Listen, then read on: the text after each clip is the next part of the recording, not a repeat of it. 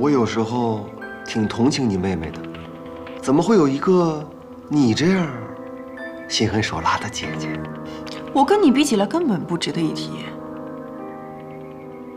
好了好了，说正事儿，东西我们到手了，他妈妈要留到什么时候？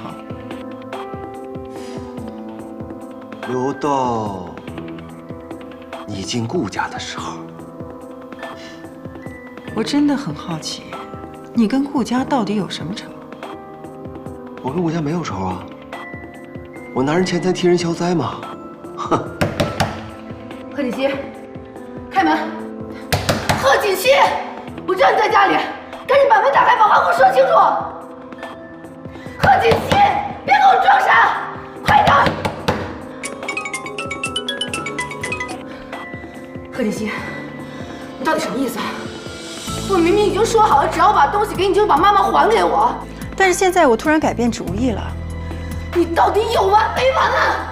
你不要再逼我，再逼我就報警了！你把門打開！報警？那你去吧，真的，我無所謂。我沒有什麼好失去的了。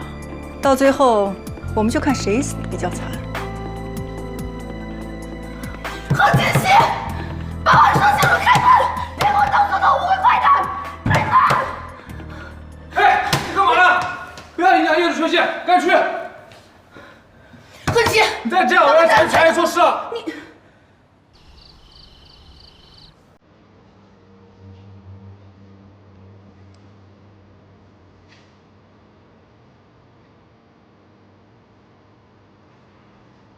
露露，方叔，西城，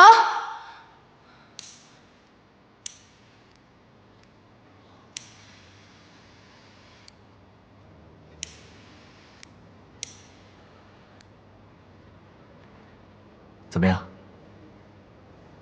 喜歡嗎？西城。我有件事想跟你說。有什麼事兒，吃完飯再說吧。我做這些就是為了慶祝你出院，請吧。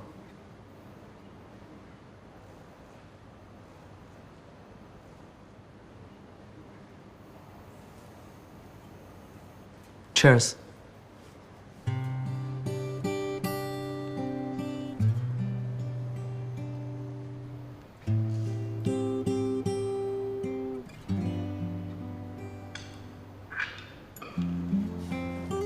来吃吧。